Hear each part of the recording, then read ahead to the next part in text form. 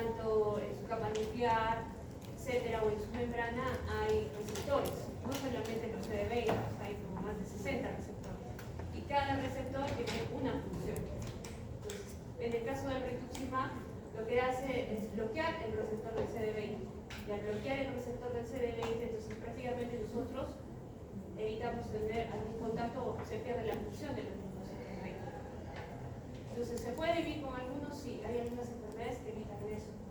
Por eso es muy importante que ustedes repasen lo que es la inmunología. Imagínate el doctor Watkins, tenía un pequeño cuaderno, o sea, un pequeño libro, por decirlo así, una guía, ¿no? Es muy importante que lo recuerden, porque si no, van a estar volando en todo el tema de inmunología. Ahora lo que vamos a hablar es, ¿puedes cerrar por favor esta puerta? Y la otra puerta también. Ahora lo que vamos a hablar son la respuesta inmune a infecciones bacterianas, parasitarias o virus. Básicamente, ver cómo responde cada uno de estos agentes frente al cuerpo y cómo el cuerpo reacciona frente a ellos. A veces uno piensa de manera muy rápida que el cuerpo va a reaccionar de la misma forma frente a eso, y eso es completamente diferente. Entonces, vamos a empezar, ¿ya? ¿Quieren apagar las luces, por favor?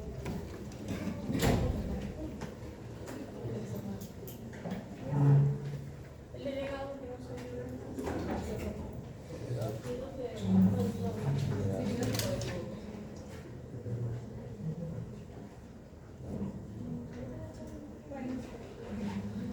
Cerrada la puerta, por favor, cerrada la luz. Sí se escucha, ¿no? ¿Se escucha hasta el fondo? ¿O no? Entonces vamos a empezar con un breve recuerdo. Ojo, acá lo que voy a hablar no es para que ustedes sean inmunólogos, porque esa no es la idea, sino básicamente para que entiendan cómo es la respuesta. Primero hay que hacer un breve recuerdo. Nosotros tenemos que recordar qué es un virus. Entonces, un virus se va a comportar como un parásito obligatorio intracelular. Ahora, el virus en su composición, como ustedes ya lo habrán estudiado, tiene muchas formas, y eso depende mucho de su ARN y ADN. Puede ser desde lo más simple hasta lo más complejo, es decir, que puede tener colitas, puede tener doble hélice, etc. Entonces, este ácido nucleico, tanto ADN o ARN que lo va a conformar, va a estar rodeado de una cubierta proteica. Estas cubiertas proteicas hacen que sea más o menos difícil de entrar o combatir. Ahora, ¿cuál es una propiedad muy importante del virus? El virus solo se replica en el interior de células vivas. Un paciente que está muerto, el virus no se va a replicar. Ahora, nosotros podemos clasificarlos por el ácido nucleico que tiene. Chicas, nos están interrumpiendo. Sí. Vamos a hablar entonces de la estructura. ¿Cómo es la estructura de este virus? La estructura tiene una cubierta proteica que se llama cápsida. Esa cápsida puede ser más o menos compleja, como ya les dije anteriormente. Puede tener hélices, cola, etc. Esta cápsida tiene un rol muy importante, que es de la protección del genoma, para el genoma del virus frente al ambiente. Además, tiene la función de reconocer a los receptores, permitiendo que los virus lleguen hasta las células susceptibles del hospedador. Ahora, algunos virus van a presentar ciertas características que los hacen más complejos. Por ejemplo, la envoltura de fosfolípidos, que es derivada de la membrana de las células infestadas, las cuales se envuelven en la cápsula. Acá, por ejemplo, tenemos un ejemplo muy básico, que es el virus de la gripe. En este caso es el virus de la gripe A. Por ejemplo, este virus de la gripe A va a tener como capas la neuromidasa y la hematoglutinina, que son glicoproteínas que se expresan en la superficie de los virus.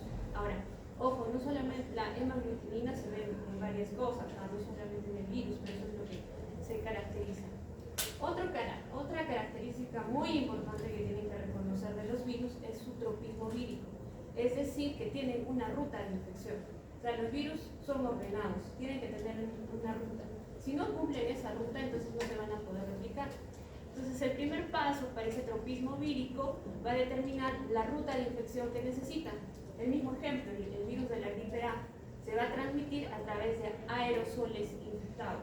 O sea, el virus no se va a transmitir a través de sangre, ¿no? Va a pasar, tiene que pasar por el tracto respiratorio, donde se localizan las células diana. ¿Y qué células diana tenemos ahí? Todas las células inmunológicas, como los neutrófilos.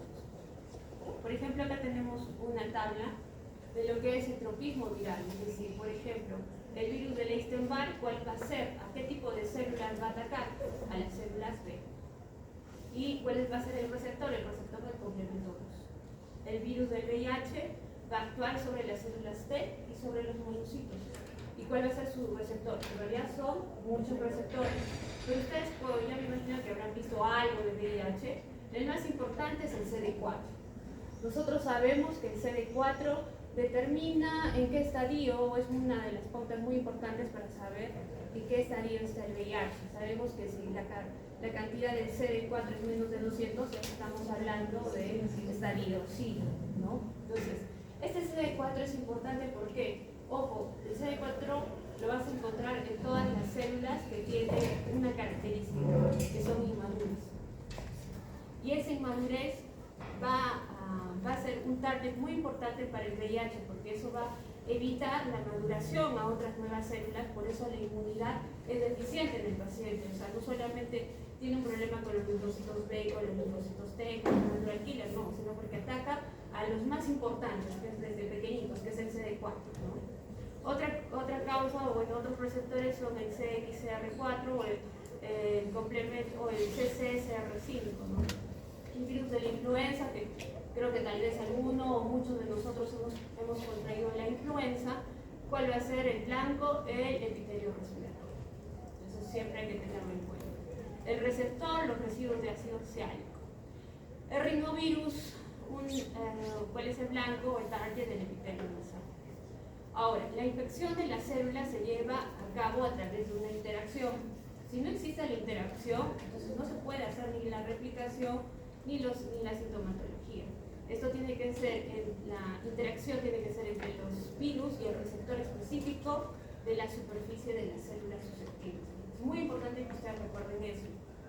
La primera interacción que se va a hacer es a través de los receptores, que pueden ser superficies de membrana, que pueden ser superficies del núcleo, etc.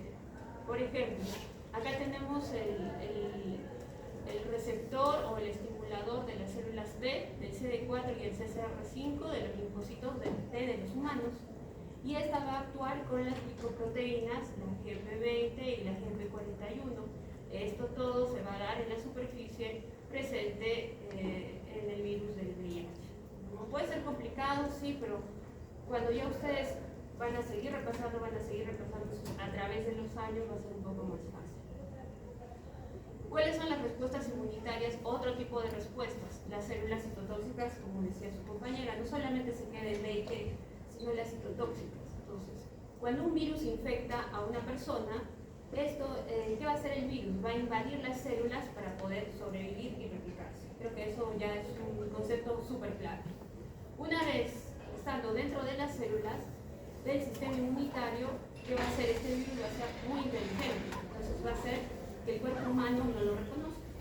Y es ahí que va a empezar a replicarse, Por lo tanto, el ser humano, o en este caso las células, no van a saber que están siendo infectadas. Para detectarlo, necesita un sistema. Ustedes, me imagino que ya recordarán y ya habrán visto muy bien lo que es inmunología, que es muy importante los complejos de histocompatibilidad. Existen muchos tipos. Complejos de histocompatibilidad tipo 1, tipo 2 o las clases. En este caso estamos hablando del tipo de clase 1, que va a mostrar los fragmentos de las proteínas de la superficie que va a dejar el virus. Si la célula está infectada con ese virus, entonces estos fragmentos, que nosotros les llamamos péptidos, también van a corresponder al virus.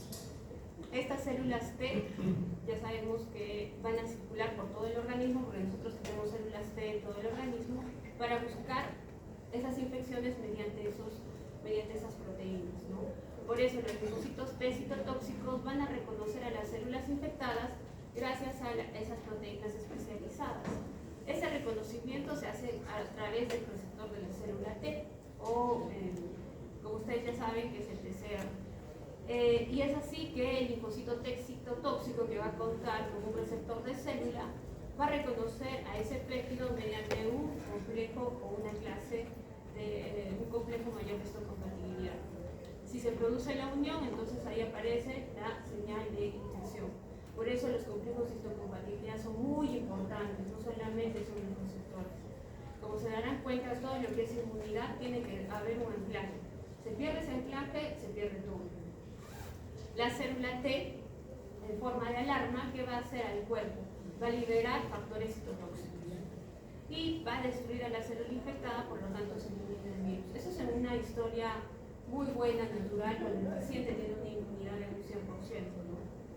Entonces, por ejemplo, vamos a ver que los virus tienen una gran capacidad de adaptación, es decir, que se adaptan a todos los receptores, van a ser simuladores de los receptores que nosotros tenemos, y por eso han desarrollado mecanismos para ser detectados. Ahora, otra respuesta, un mecanismo para evitar que sean evidentes en el organismo, es bloquear la migración hacia la superficie de las moléculas del complejo mayor de histocompatibilidad, así evitando la presentación y la formación de esos gránulos citotóxicos que al final van a presentar, ¿no?, las células y los van a destruir a los virus. Si esto ocurre, es decir, si realmente la célula T no se puede encontrar con el complejo mayor de histocompatibilidad, entonces no la va a poder destruir y el virus va a seguir replicándose. Ahora, ¿qué es lo que pasa?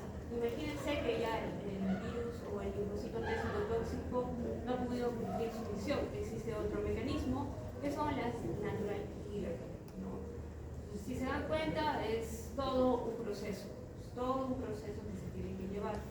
Cuando las células natural killer en una célula se encuentran, generalmente estas células natural killer van a actuar cuando la captación o la unión con los complejos mayores de histocompatibilidad son débiles. ¿Por qué? Porque estas células natural killer son un poquito más finas o más sensibles a una infección o al representar o al ver una infección. ¿Por qué? Porque estas van a liberar sustancias tóxicas similares a los linfocitos T citotóxicos que van a permitir la destrucción inmediata. Entonces, como se han dado cuenta, es una serie compleja de muchos mecanismos que tiene el cuerpo para tratar de eliminar al virus. Sin embargo, hay veces que es infructuoso y el virus se sigue replicando. Ahora, los factores citotóxicos se almacenan en compartimientos internos que se llaman gránulos, como ya les dije, esos gránulos citotóxicos. Incluso me imagino que hicieron el curso de citología, ¿no?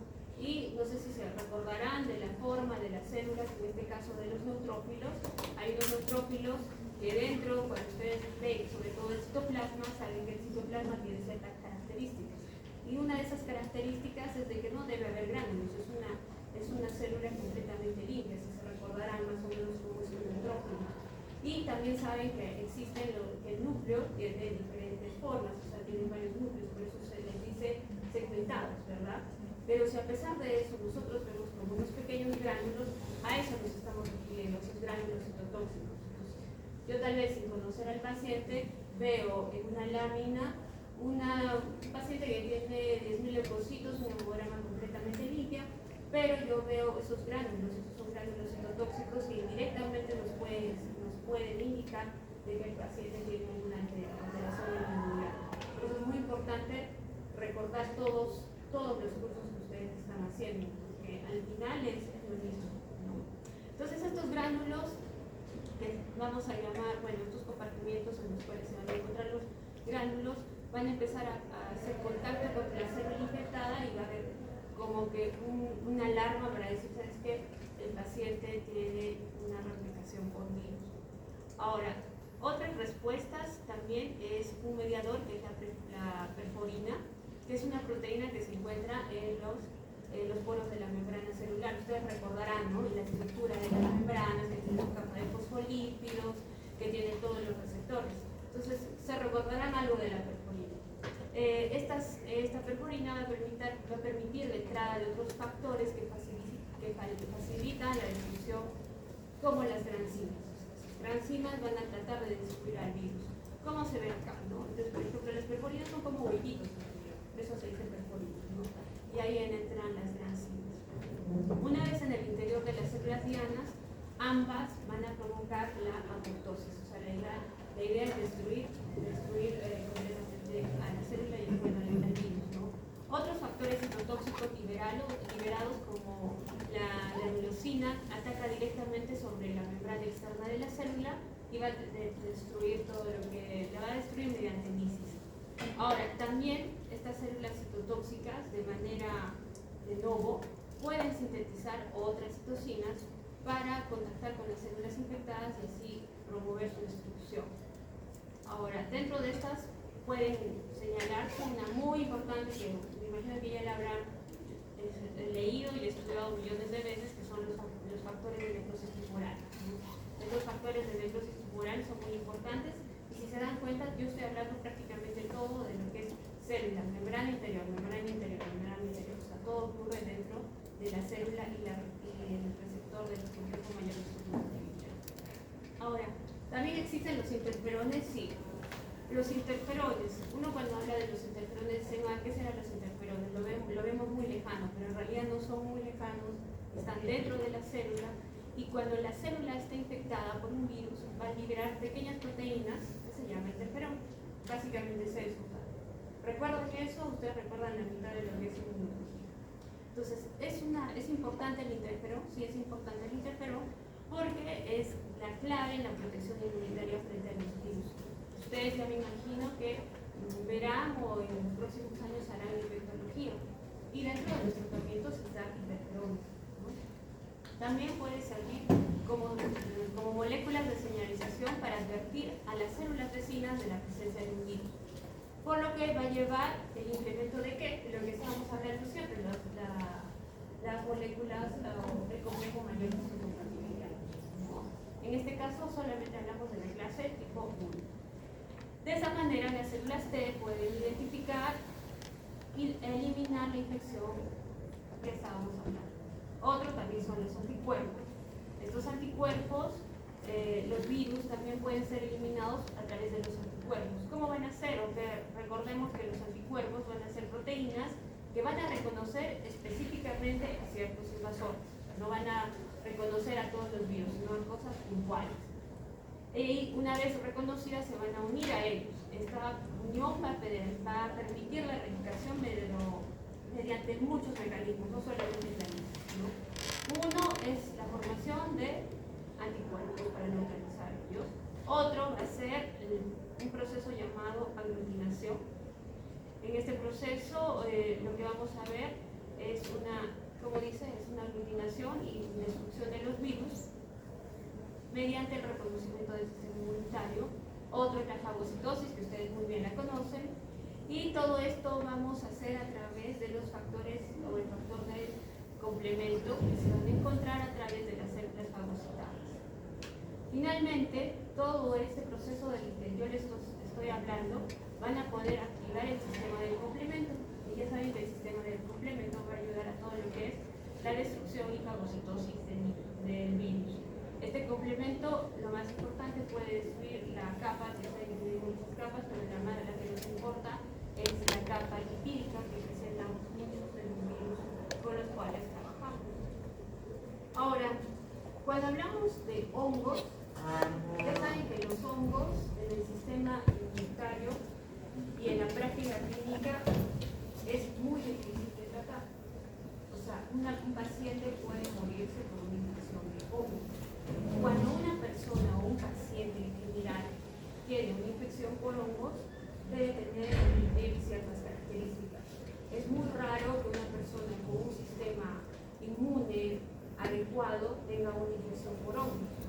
Si digamos aparece una persona joven con una infección por hongos, lo primero que tienen que pensar es que el sistema inmune está débil y tenemos que hacer unas características sobre qué tipo de paciente podría ser. Por ejemplo, puede ser un paciente que utiliza quimioterápicos, sí, porque el sistema inmune está débil. Puede ser un paciente que tiene cáncer, también. Puede ser un un paciente que tiene VIH, bien, ¿no? Y así una sucesión de cosas. Ahora, puede ser un paciente que tenga un síndrome de inmunodeficiencia adquirida muy rara, también puede ser. Y son los más difíciles de tratar, porque el hongo es mucho más inteligente que el virus. Hay muchos hongos en el mundo, nosotros habitamos con hongos, sí, inclusive nosotros tenemos hongos de manera natural en el cuerpo, ¿no? Son los hospederos que tranquilamente están en el cuerpo y nos ayudan. Sin embargo, cuando estos hospederos, cuando estos virus, saprofíticos como les llaman, entran e invaden de manera descontrolada, ahí van a provocar una infección. Alrededor es una estimación en el mundo, nosotros tenemos como entre 1.5 a 5 millones de hongos, ¿no? Y se darán cuenta que creo que de toda la clase alguien levante la mano si ha tenido alguna infección por hongo. No, 12 no existen en el mundo. Me imagino que sí, pero no sé si. Entonces, es muy raro, ¿no? Y uno puede pensar, pero ¿cómo imagínense tantos hongos en el mundo y que no nos pase nada? Significa que el sistema de emergencia, de realidad, todo lo que es la respuesta inmune es muy importante. Ahora, estos hongos se encuentran en todas partes, en la tierra, en el aire, en la lluvia, en las plantas, en los animales, etc. Ahora, hay muchas formas, ¿sí? Las formas de esporas que inhalamos diariamente. Una de ellas, por ejemplo, es muy conocida, ustedes también han hecho microbiología, ¿no? Entonces es las especies de los aspergillos, otras que viven dentro de nosotros que son las cándidas, las especies de las cándidas. Y que parte la forma en que nuestro sistema inmunitario los reconoce nos protege de ciertos patógenos. Ahora, por ejemplo, vemos que solo un pequeño grupo de estos van a ser letales para nosotros, ¿no? Hay algunos virus con los que vivimos y no hay ningún problema y no va a provocar ninguna enfermedad. Característica muy importante que creo que ya es hasta tedioso repetirlo, pero ustedes ya lo saben, que son patógenos oportunistas. Siempre van a ser oportunistas, no es como el virus. Entonces, estos patógenos oportunistas van a provocar la enfermedad solo en cierto tipo de personas. Por ejemplo, lo que ya les dije, los que han utilizado medicamentos inmunosupresores, por ejemplo, el rituximab. El rituximab es una terapia biológica que va a provocar inmunodepresión, los corticoides también, los inmunosupresores también. O sea, la cantidad de población que tenemos no es que sea poca, es alta. También los pacientes que tienen infección por VIH. Y todo esto va a hacer que el paciente sea vulnerable. Ahora, ¿qué otra cosa más puede provocar la infección por hongo? El uso irracional de medicamentos, ¿no? Que incluso hasta muchos de nosotros lo han podido hacer. Entonces, el uso irracional de medicamentos puede provocar resistencia. ¿Qué resistencia puede provocar? Medicamentosa, ¿no? Van a haber resistencia a todo el tratamiento y al final va a aparecer el hongo. Ahora, por ejemplo, los hongos pueden causar mucho tipo de infecciones. Acá solamente les veo las más clásicas. Por ejemplo, la candida albicans, que puede provocar la candidiasis vaginal, la candidiasis oral o la candidiasis diseminada, en el peor de los casos, como sepsis. El Aspergillus fumigatus, que ya sabemos que en su peor forma puede provocar una aspergillosis pulmonar masiva. Ese Aspergillus es terrorífico porque te destruye y provoca una reacción de inflamación y va a destruir y va a necrosar el pulmón. Y eso no se va a tardar mucho tiempo, eso se puede tardar en 4 o 5 días. Y el paciente puede fallecer en 2 semanas. Por eso la infección por hongos es muy rápida. Y aparte de la infección dada, la otra característica de los hongos es que va a provocar una reacción inflamatoria tan grande que va a ser difícil de controlar de per se esa reacción inflamatoria. Otra cosa también muy importante es el Pneumocystis carini, que va a provocar una neumonía, que ustedes ya la conocen, generalmente es una neumonía del músculo superior. Y el Cryptococcus neoforma, o sea, la Cryptococcus fibrosis que puede provocar meningitis o su variedad de infección pulmonar. Ahora, ¿cómo reconocen estos hongos? ¿Cómo se hace el reconocimiento? ¿Cuál es la diferencia con los virus? ¿No? Estos hongos van a ser reconocidos por el sistema inmunitario innato. Por ejemplo, las células dendríticas y los macrófagos. ¿De dónde vienen las células dendríticas? Monocitos. ¿Ya? De los monocitos. No. De los linfocitos B. Por eso es muy importante. Cuando yo hablo de línea B, no solamente el linfocito B, sino toda la maduración en que termina esa célula, ¿no? Una de ellas es la célula dendrítica. Y también los macrófagos. Hablamos de variedades del sistema inmunitario innato, que van a reconocer a los hongos a través de las paredes. Acá, como se puede ver, mediante receptores patrones, que son estos signos. Estos son los receptores. Por eso es muy importante el linfocito B y toda la señalización, no solamente son los hongos. Ahora, hay muchos receptores, ¿saben? Ustedes ya habrán visto en fisiopatología, microbiología, cómo son los receptores. Los que nos interesan son los receptores de leptina tipo C, porque hay A, B, C, etc. Y estas son importantes para la respuesta antibiótica porque también están involucrados con otros receptores que se llaman los receptores tipo TOF. Dentro de ellos, el más importante es el TLR2. Acá vemos, ¿no? Por ejemplo, esta es la atracción del complemento, de la célula efectora innata, y acá está la relación del TCLR2 con otras, no solamente hablo de los más importantes, porque si se darán cuenta, acá también tenemos la lectina 2, la lectina 1, etc.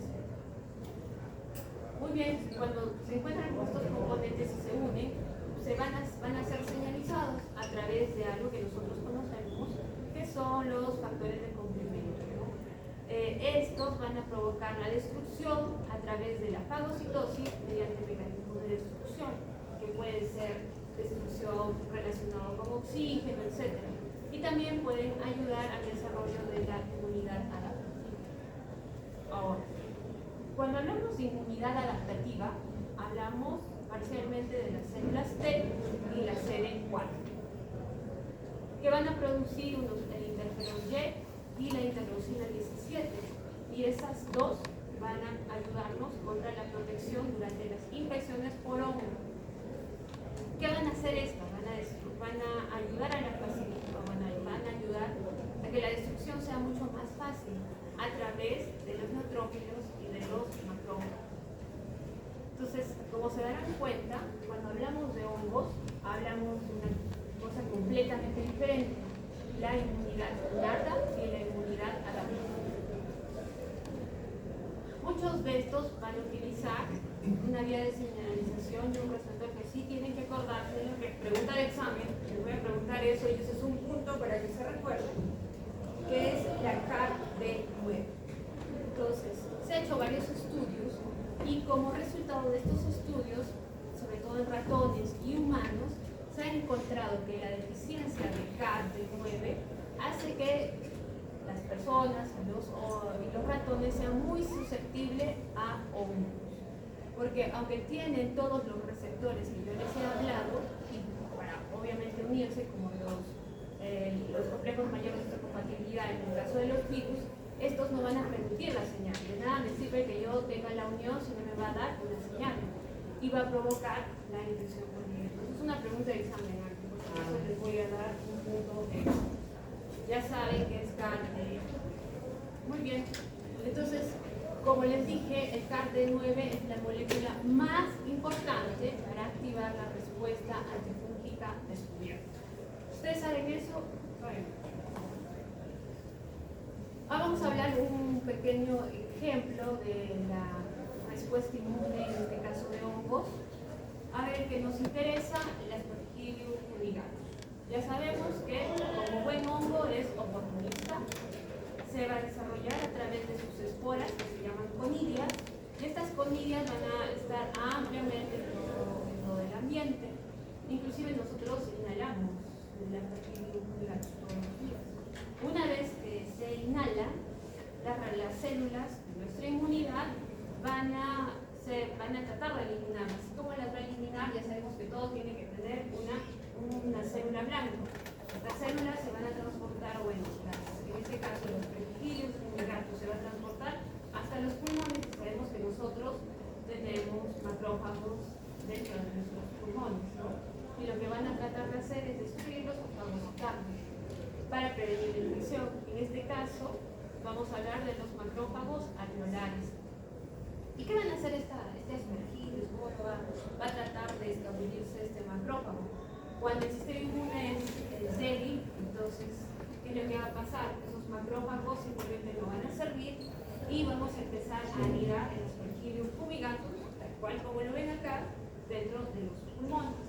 Como se habrán recordado en microbiología, ustedes pueden identificar las esporas de acuerdo al eje o a cuántos grados están, etc., ¿no? Eso es lo que vemos. Porque estos aspergillus, y en realidad los hongos, cuando son infecciones fúngicas, no tienen muchos síntomas. Los síntomas son en realidad muy pero no tienen un síntoma específico, sino el diagnóstico en muchos de estos casos, como es el aspergillus fumigatus, va a ser con un lavado bronquialveolar. En el lavado bronquialveolar tendríamos que ver esto, que es el aspergillus.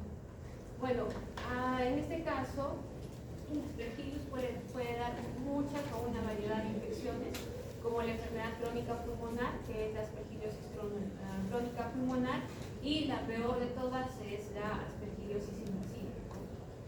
El problema es de que esta aspergillosis fumigatus, como ya les dije, no solamente van a dar dentro de pacientes con quimioterapia, sino se ve mucho en los pacientes que hayan sido sometidos a trasplante de células hematopoyéticas.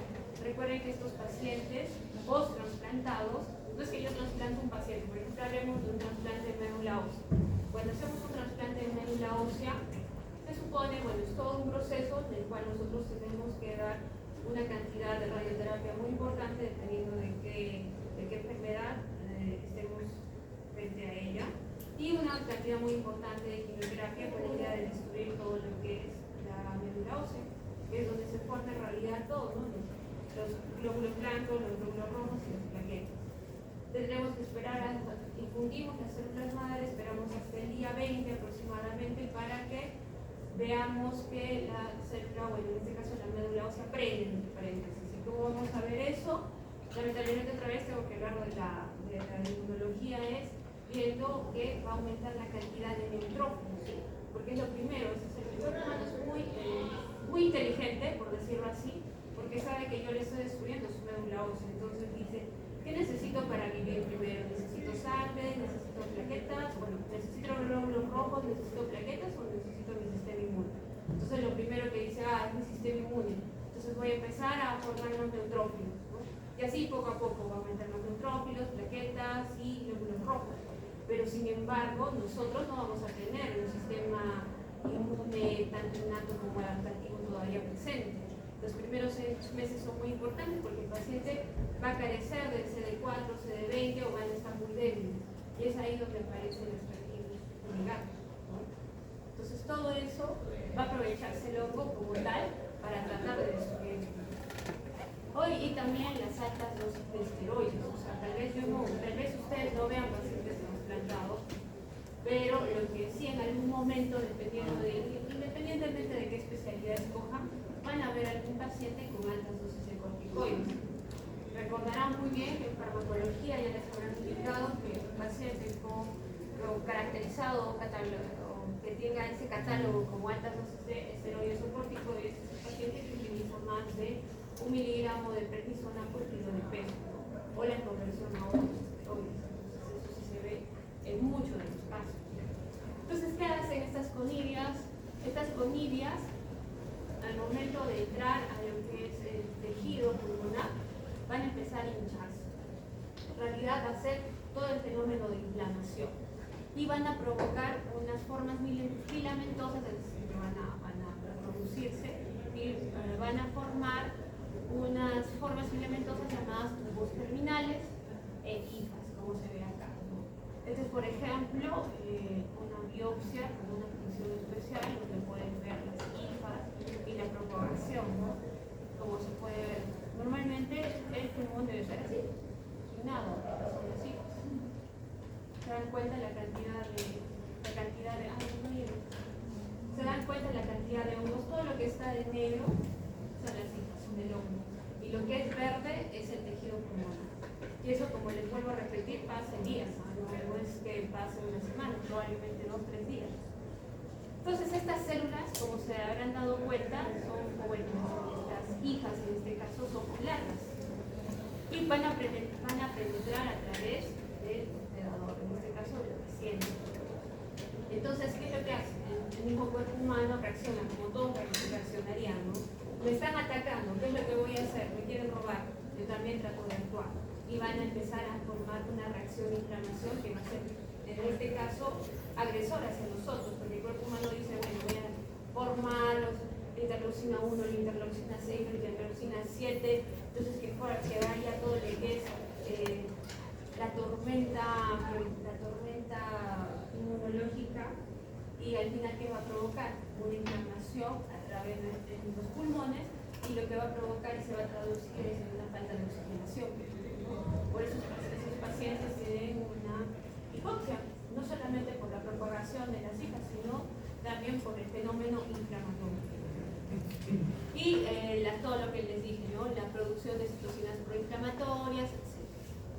Cuando estas conidias sobreviven a esa respuesta inflamatoria, porque son súper agresivas, van a empezar a formar tubos terminales en la pared celular y el hongo. Entonces, ¿qué va a pasar? Como les dije al inicio, el tejido pulmonar va a cambiar, lo va a destruir prácticamente, va a provocar necrosis y alrededor la respuesta inflamatoria. Por eso ustedes me imagino que, bueno, y si no, ya les indicará mejor en las clases de neumología, porque es que en el caso de por ejemplo, las infecciones pulmonares, tenemos imágenes a través de rayos X, ¿no? Halo invertido, el halo, etc. Por eso, precisamente, porque en algunas de las infecciones, ¿de qué se trata? Halo. Es como una cosa blanquita y adentro algo negro. Porque ese negro significa el tejido destruido y alrededor es la respuesta inflamatoria. Entonces, a través de los años se estudió, y esa es una de las sintomatologías que podemos ver a través de pruebas de diagnóstico, como es los rayos X. Pero para eso teníamos que estudiar inmunología.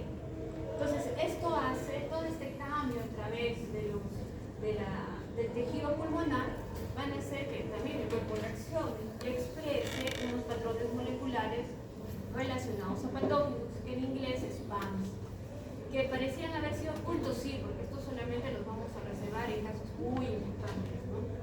Y que son las moléculas, en este caso del hongo, clave para el reconocimiento de los receptores de patrones. Un ejemplo, vamos a ver dentro de las Aspergillus fumigatus, no sé si se ve, no creo que no hay.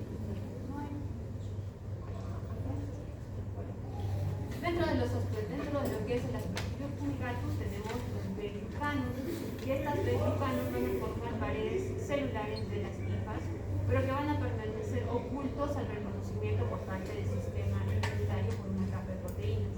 Estos pueden ser reconocidos por la lectina 1 expresado en las células mieloides. Por ejemplo, a ver, díganme un ejemplo de una célula mieloide. Hay varios, ¿ah? Neutrófilo.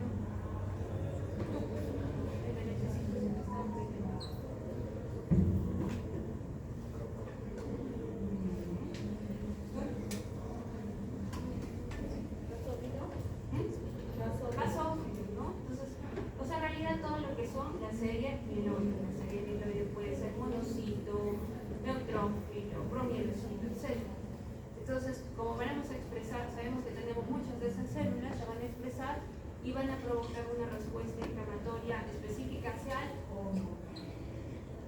Estas infecciones van a ser, en las infecciones por este tipo de Aspergillus, el reconocimiento a través de la lectina 1 media la captura y destrucción. Por eso la lectina 1 es muy importante en el caso de los fumigatus.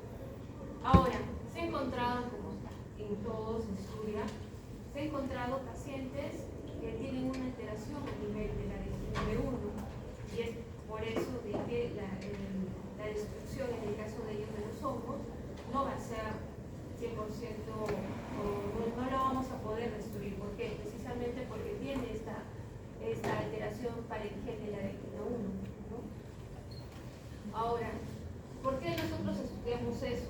Siempre tienen que ponerse algo en la mente. Por ejemplo, yo tengo un paciente o 10 pacientes que tienen una infección por hongos. ¿Por qué 8 de cada 10 va a responder? ¿Qué pasa con los otros 2? ¿Por qué no responden? Debe haber alguna respuesta. Por eso se hacen los estudios, en este caso estudios genómicos que están muy relacionados a eso, y vemos que hay una alteración o una variación de gen. En este caso, la retina 1 se ha establecido, o la alteración a nivel de la retina 1 se ha establecido como un factor de riesgo también en el caso de pacientes transplantados. Otras respuestas, bueno, dentro de eso ya terminamos con los hongos. Vamos a hablar la respuesta frente a bacterias, que pareciera que es conocido, ¿no? Porque de todas maneras el cuerpo humano se somete más a infecciones bacterianas, fúngicas, hongos, parásitos. ¿Qué opinan, chicos? ¿Qué tipo de infecciones nos da más? Bacterias, ¿no? Lo primero que pensamos es una infección bacteriana y por eso lo primero que pensamos es en darle algún antibiótico, ¿no? Pero a veces no es así. Y como se habrán dado cuenta, cuando nosotros tenemos, por ejemplo, el virus de la influenza tipo A, que hay veces que nos piden o hacen o dan medicamentos antibacterianos. ¿Ustedes creen que va a funcionar? En realidad no. No tiene ningún sentido inmune o una respuesta inmune frente a eso. ¿Cómo son las respuestas inmunitarias frente a bacterias? En el caso de bacterias, nosotros tenemos otro tipo, que es la lisis mediada por complemento. ¿De qué trata eso? Cuando las bacterias, como la Neisseria meningitis, por decirlo así, este es solamente un ejemplo porque hay muchas bacterias, van a invadir el organismo, estas van a ser atacadas por proteínas del sistema inmune llamadas proteínas del complemento. Entonces estas van a facilitar la destrucción a través de 3 vías. Una es la vía clásica, otra es la vía alternativa y la última es la vía de las derivadas. ¿Cómo es la vía clásica? En un resumen, porque en realidad la vía clásica es como, no sé, medio tomo podría ser tal vez, si es que quieren entender lo que es la vía clásica, pero en un resumen, ¿qué es la vía clásica? Va a requerir la unión de 2 cosas, la unión de anticuerpos de superficie y la bacteria. Es básicamente eso. Entonces, estos anticuerpos van a ser reconocidos por un complejo proteico llamado complejo 1, que se va a fijar a la reacción de complemento de los anticuerpos. Por ejemplo, esta es la membrana celular que va a ser reconocido por un anticuerpo de la superficie y la va a tratar de destruir. Una vez unido el C1 va a formar una cascada de fragmentación. Y en realidad todo esto va a provocar algo que se llama un complejo de ataque de membrana. Yo no les digo que se aprendan el C8, C7, C5b, C8b, pero sí que entiendan que es muy importante que se forme este complejo de ataque de membrana, porque si no, no se va a poder dar la respuesta frente a la bacteria. O también se puede generar opsoninas que mandan las bacterias para ser destruidas, como en el caso de los virus, que ya lo hemos hablado. Ahora, este MAP va a insertarse o puede insertarse en las membranas celulares de las bacterias, gram negativas, pero no las positivas. Recuerden que cuando hablamos de bacterias hay 2 tipos, las gram positivas y las gram negativas, y que cada una es completamente diferente. La estructura no tiene ningún tipo de similitud con la otra. En las primeras, estamos hablando de las bacterias gram negativas, se producen poros que van a permitir la entrada de moléculas, como se ve ahí, ¿no? Moléculas de ataque de membrana como lisocimas que hacen que la bacteria sea destruida por ósmosis. Y en el caso de las positivas va a tener que tener va a ser un poquito más complejo, porque si se dan cuenta, una diferencia que puede darse para recordar, Una de las diferencias de una bacteria gran negativa y gran positiva es la cantidad de péptidos glicanos que tiene, ¿no? Una tiene más que otra. Otra vía es la vía alternativa. Esta vía alternativa no va a requerir de anticuerpos para iniciarse. En esta ruta las proteínas del complemento van a formar un complemento que se llama el complemento C3 y se va a unir directamente a la bacteria, ¿no? Va a activar la cascada de señalización y la destrucción mediante el lisis de la bacteria. Otra es la vía de las lectinas, que es las lectinas de unión a la manosa, que son específicas, y se van a unir a proteínas de residuo de la manosa que se encuentran en algún tipo de bacterias, por ejemplo, la salmonella. Esta es la estructura de la lectina de unión a la manosa. Si se dan cuenta, les estoy diciendo lo básico, ¿no? Porque en realidad cada uno tiene un punto específico. Ahora, una vez unidos a eso, van a formar un complejo que es muy importante, que es el complejo C-proteasa activada por el NDL. Y esto, ¿qué es lo que va a formar al final? Va a formar una enzima que se llama convertasa de C3 y que va a participar en la formación de las MAPs, que ya vemos que es muy importante para la destrucción de las bacterias. Otra que ya es muy conocida, ya la saben, es la fagocitosis a través de los fagocitos. Estas son proteínas de fase aguda, es decir, tanto el complemento y anticuerpos, y se van a unir a la superficie de las bacterias provocando la opsonización. Como vemos acá, se unen y las opsonizan. Entonces estas bacterias opsonizadas van a ser recubiertas por células fagocíticas y van a poder ser reconocidas y luego destruidas mediante la fagocitosis. Ahora, dentro de todo esto, la proteína del complemento C3b es muy importante para la opsonización. Si se dan cuenta, en cada uno de lo que estamos hablando existe una molécula especial para la destrucción. Si no se encuentra esa unión con la molécula especial, no se provoca la destrucción. En este caso, por ejemplo, un ejemplo tenemos en el caso del Staphylococcus aureus, que la opsonización también permite la destrucción de bacterias gram positivas que son resistentes a ataques por RNA. Una vez que estas bacterias han sido captadas por fagocitosis, van a ser destruidas por muchos procesos. Dentro de ellos, el más importante para la destrucción, fenómenos de destrucción, es el complejo de histocompatibilidad, pero clase 2. Ya dijimos que en clase 1, ¿cuál era? Perdón, ya les dije. De los virus, ¿qué tipo de complejo de histocompatibilidad es? Es 1. Entonces, si yo les pongo eso en el examen, si me ponen un complejo de histocompatibilidad tipo 2 está relacionado a qué? Bacteria. No puede ser a hongo, tampoco puede ser a virus.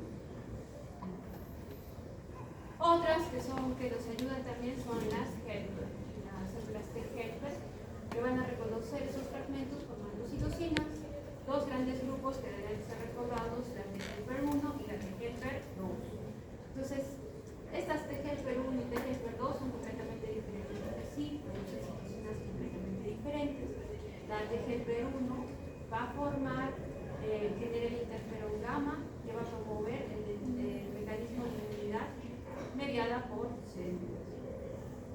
La T helper 2 va a provocar la interleucina 4, que va a promover la inmunidad tumoral mediante las células T. Y estas últimas van a producir anticuerpos que se unen a las bacterias extracelulares para prevenir su crecimiento y su otra forma también es la inmunidad mediada por células, porque algunas bacterias fagocitadas pueden sobrevivir dentro del interior del fagocito, o sea, pueden seguir vivas, ¿no? Fagocitar es que está dentro de la célula, pero nadie te dice que está destruido, simplemente está dentro de ti. Entonces estos macrófagos suelen ser dianas comunes de bacterias, por ejemplo la salmonella, y viven dentro de los compartimentos. Y por eso puede haber pacientes que infecten, ¿no? Salmonelosis, que infecten a otras personas por eso. Así no pueden ser detectadas por el complemento los anticuerpos, pero sí pueden ser eliminadas a través de respuestas mediadas por células. Estos, sobre todo, van a ser mediados por los complejos de histocompatibilidad clase 2, mediante un mecanismo que se llama llama presentación antigénica, ¿no? Ahora, estas células T helper que van a estar en mucho contacto con el complejo mayor histocompatibilidad tipo 2 con los receptores de célula T, más que todo para ver si hay péptidos unidos. Un péptido bacteriano es presentado por las células T helper 2 y va a formar el interferón, ¿no? Entonces este interferón, al final, ¿qué es lo que va a provocar? Una cascada de inflamación, y otra vez el cuerpo como que va a estar activo, va a decir que existe acá una infección por bacterias. ¿Y qué va a provocar? Lo mismo que le hemos dicho, citocinas que van a provocar mecanismos de destrucción como las lisocimas, macrófagos, etc. Y también, ¿qué va a hacer el interferón? Aumentar esa presentación antigénica, haciendo que sean mucho más visibles. Ahora, vamos a hablar de los parásitos. En este caso, los parásitos, ¿qué creen, chicos? Los parásitos serán difíciles, fáciles, sin comentarios. ¿Ustedes se han infectado por parásitos alguna vez? La verdad, no les voy a poner menos un punto si infectado por parásitos.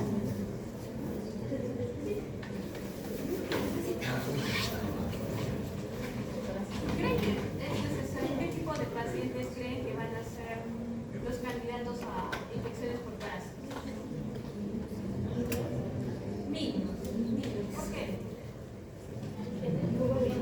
Claro, porque cuando ustedes han hecho parásitos, ¿no es cierto? Entonces en parásitos, si se recuerdan, tienen que hacer el ciclo de cada parásito y ver todo eso.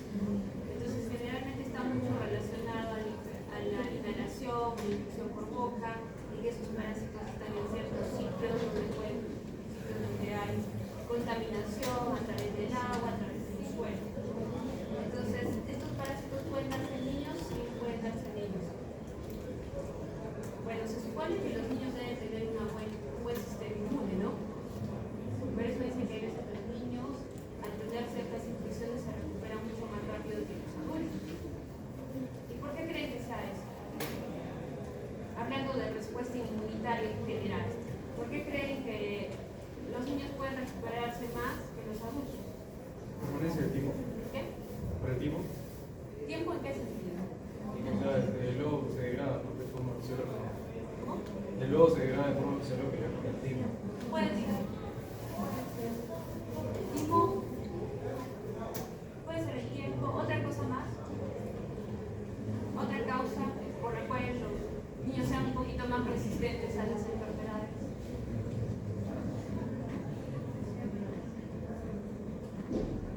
Porque hay una cosa muy importante que han hecho en biología, la comorbilidad. O sea, un niño es bien difícil que sea diabético, que sea hipertenso, que tenga hiperglicemia, que tenga una enfermedad autoinmune.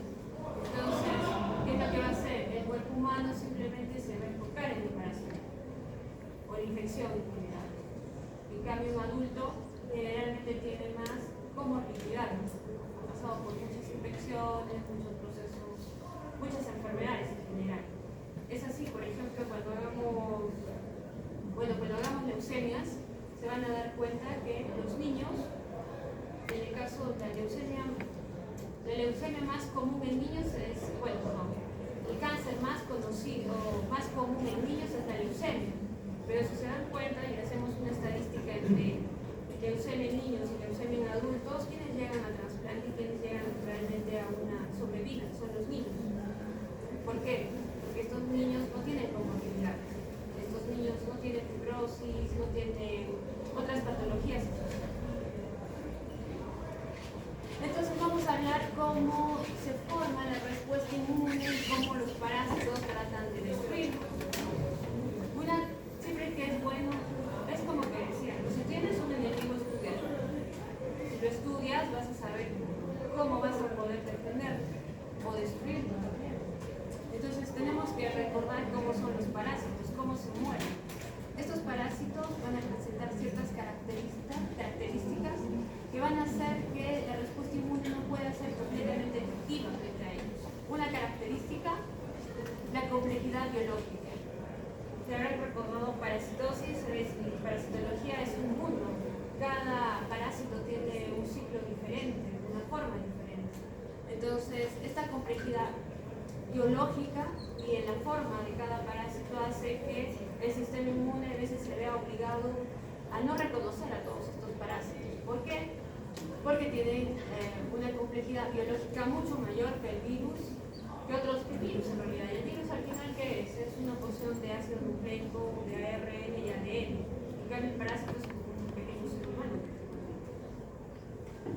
Otra cosa más es no solamente la complejidad estructural como parásito, sino también la complejidad antigénica que tiene el paciente, que tiene el parásito, y la complejidad fisiológica. Porque si se dan cuenta, la forma de cómo se reproducen los parásitos, dependiendo del parásito, es muy diferente.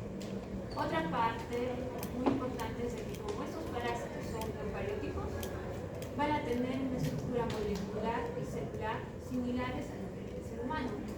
Entonces, si son similares a nuestro cuerpo, va a ser un poquito más difícil que el ser humano lo reconozca como extraño, ¿no? Otra característica que tiene el parásito es la modulación de la inmunidad. ¿A qué se refiere con eso? Que los parásitos tienen múltiples mecanismos para modular el sistema inmune. Primero van a interferir o inhibir el sistema inmune, evitando la activación de los receptores y la cascada de inflamación, provocando que sea poco efectivo. Otra va a ser la hipobiosis. Ustedes dirán qué es la hipobiosis. Entonces, muchos parásitos van a generar durante su ciclo biológico formas hipobióticas, es decir, quistes, formas latentes, que no van a provocar la enfermedad, pero en cualquier momento se pueden despertar y van a formar la enfermedad, ¿no? O pseudoquistes tisulares. Estos van a ser poco activos metabólicamente, pero una vez que el sistema inmune de los otros empiece a ser débil, se van a activar, ¿no? De este modo, vamos a tener parasitemias residuales, como el Trypanosoma cruzi, parasitemias negativas, como el Bondi, y que pueden ser reactivadas mediante modificaciones biológicas del cuerpo humano, que me den una quimioterapia. Tal vez yo puedo decir, no, nunca me ha dado Trypanosoma cruzi. Tengo, ¿cómo se llama?, una enfermedad maligna, me dan una quimioterapia o altas dosis de esteroides, me parece con la enfermedad. Otra va a ser la movilidad. Estos parásitos se mueven, obviamente, ¿no? Pero son tan rápidos en el movimiento que se pueden desplazar en cualquier órgano, si se dan cuenta, ¿no? Entonces van a provocar una respuesta inmunitaria grande, va a ser una respuesta inflamatoria. Otra es la localización. Por ejemplo, a veces van a ser localizados en sitios donde van a ser un poco difíciles de ser captados. Por ejemplo, a nivel ocular, como es el Toxoplasma gondii o la Toxocara canis. Entonces es un poco difícil encontrarlos. También tiene otros mecanismos que son los mecanismos efectores. Durante la infección por parásitos se pueden activar muchos sistemas. Dentro de ellos pueden ser unos más eficaces que otros. En términos generales, lo que podemos decir que la respuesta celular o TGP1 es eficaz contra parásitos intracelulares y la respuesta humoral o TGP2 es eficaz contra parásitos extracelulares. Muy bien. En el caso de los helmintos, dado su tamaño y su complejidad en realidad, solo la respuesta celular mediada por anticuerpos suele ser eficaz. Sin embargo, esta eficacia puede ser restringida en algunas fórmulas o en unas formas juveniles o inmaduras. También tenemos los efectores del sistema inmune. ¿Quiénes son los protagonistas de esta respuesta? Los macrófagos. Ya sabemos que los macrófagos son los que destruyen todo. Y estos son capaces de eliminar a parásitos, como en este caso son los protozoarios, mediante radicales reactivos de oxígeno, y también tienen un rol las células presentadoras de antígenos. Se dan cuenta, cada respuesta es diferente. La participación de los macrófagos en esta resolución de las infecciones ha sido documentada por varios. Como casi, pero si se dan cuenta y pueden leerlo después, son toda la relación de los objetivos que tiene el macrófago para destruir a los parásitos en una respuesta inmune. También tenemos otra vez a los linfocitos T citotóxicos. Si se han dado cuenta, los linfocitos T citotóxicos están casi en todas las respuestas, que van a ser activados por quienes, siempre por una reacción inflamatoria, en este caso la interleucina 2 y el CPA, que van a destruir a las células infectadas. También la presencia de estos linfocitos tienen una especificidad, es decir, van a reconocer a antígenos parasitarios específicos, como el Trypanosoma gondii o el Plasmodium. Ahora, ¿qué pasa? Siempre hablamos de deficiencias, porque no todos van a tener linfocitos T citotóxicos o cualquier célula activa al 100%. ¿Qué pasa en este caso? Tenemos un estudio con ratones que son deficientes en linfocitos T citotóxicos. No se resuelve y lo que va a provocar es una parasitemia crónica. Otra vez, también hablamos de las natural killer. Estos linfocitos van a actuarles sin restricción a los complementos mayores de esta vulnerabilidad. También van a provocar una respuesta mediante una respuesta inmune innata, sobre todo en el bruci y en el Plasmodium. Otra forma como van a atacar es mediante la citotoxicidad por anticuerpos. También lo podemos destruir mediante anticuerpos, ya saben, mediante los macrófagos, monocitos, basófilos, eosinófilos. Ahora, la acción citotóxica dependiente de anticuerpos participa en la eliminación, sobre todo el bruci, el aspiralis, Plasmodium y Filarium, ¿no? En el caso de otro tipo de parásitos, solo es eficaz en formas juveniles, siendo inefectivo para adultos. Por eso es también un poco complejo, porque no solamente hablamos de un parásito, sino hablamos del parásito a través del tiempo, como tú has dicho, ¿no? Es diferente hablar de un parásito joven o un parásito adulto, o un parásito que es un pseudoquiste, o un parásito en su forma juvenil, o un parásito en su forma de reproducción, etc. Otros son los anticuerpos, en los cuales intervienen los T-helper-2, como mediante la función de aglutinación, oxalización. En realidad, la forma de destruir, la forma más rápida y efectiva de destruir al parásito, ¿no? Mediante la activación de una respuesta citotóxica. Y después de eso tenemos anticuerpos específicos, como todo en la naturaleza, ¿no? Específico para cada parásito. Que si nos vamos a ver, son todos los parásitos del mundo.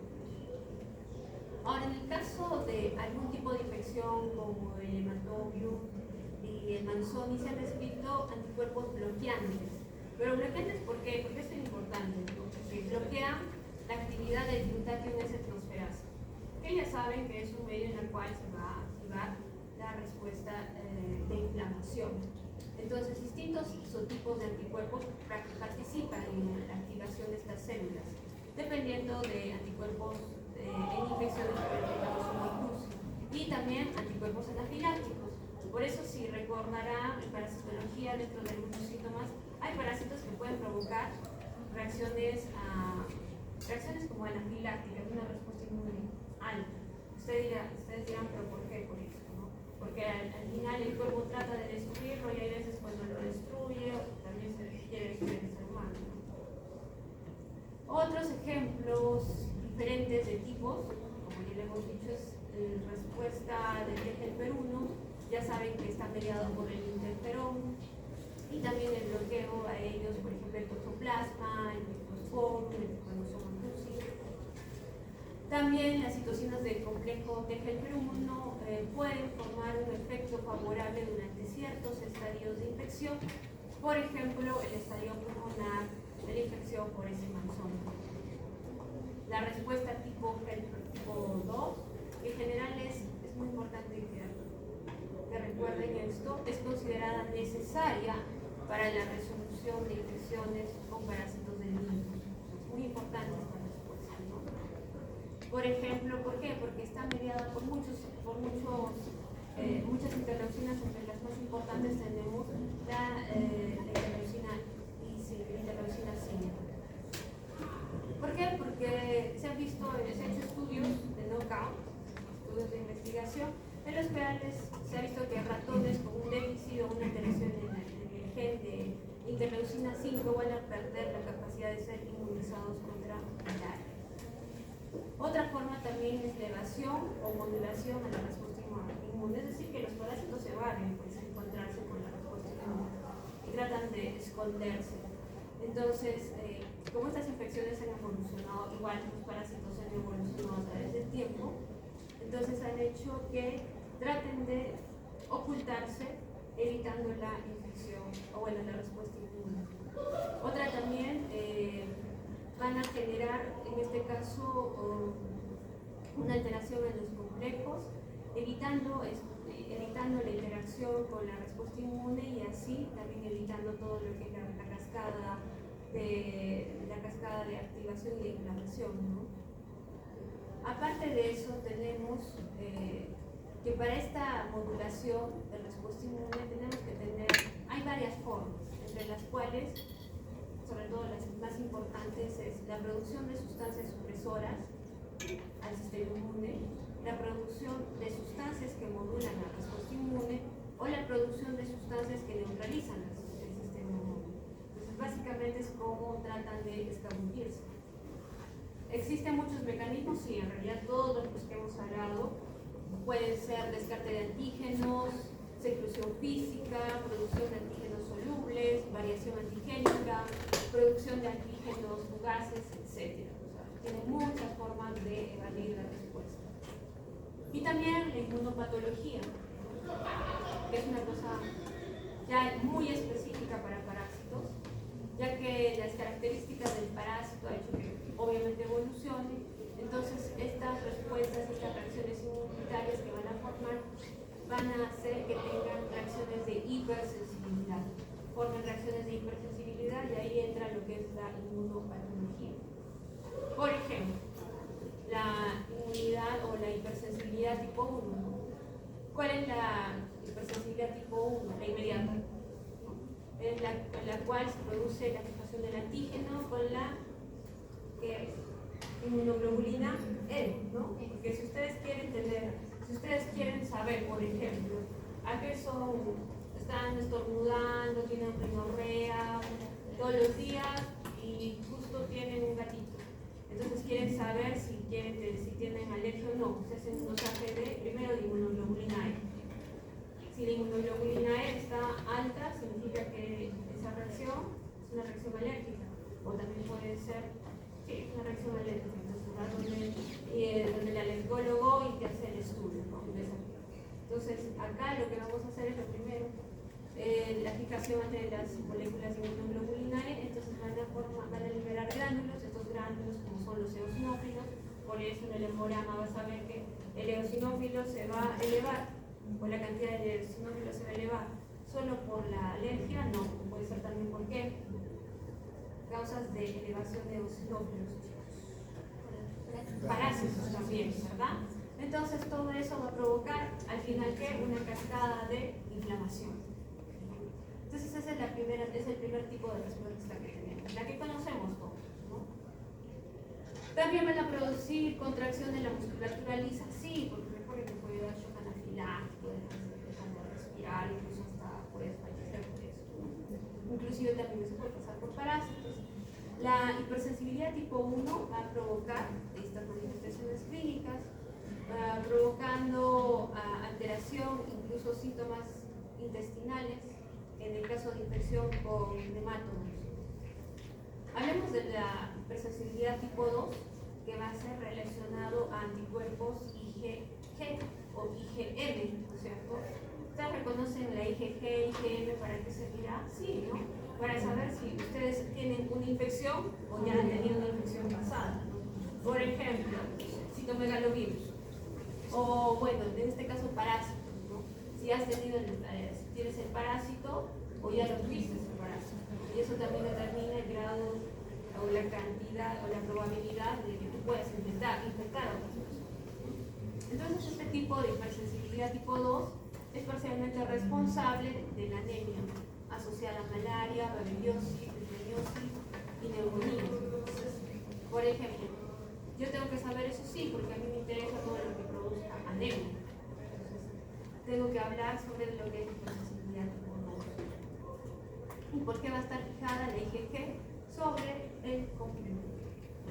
Ahora, este mecanismo también se ha asociado a miocarditis en la enfermedad de Chagas, aunque existe controversia, ¿no? Porque hay una hipótesis, esa es la primera hipótesis, también hay una hipótesis inmune de la enfermedad de Chagas como altera el corazón, ¿no?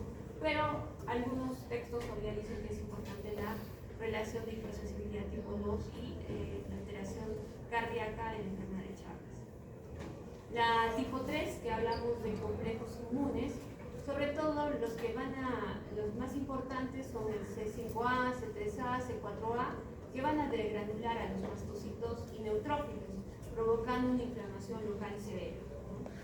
Hay parásitos que pueden provocar una inflamación local severa. Otra también es responsable de patología renal en malaria y de esquistosomosis, y también la patología cerebral en el caso de malaria, ¿no? Ahora, la tipo 4. La tipo 4 o también tardía es una respuesta de tipo celular fundamentalmente dada por TGF1. Estos van a activar los macrófagos, las células asesinas, citotóxicos, y al final va a formar todo lo que es la cascada de liberación de citoquinas. Entonces, como se dan cuenta, no es que tienen que aprenderse todas las respuestas de todos los parásitos, de todos los hongos, de todas las bacterias, sino que tienen que saber solamente los puntos más importantes. ¿Y para qué les va a servir eso? Bueno, al final lo que voy a estudiar es el diagnóstico, la sintomatología y la medicación que le voy a dar.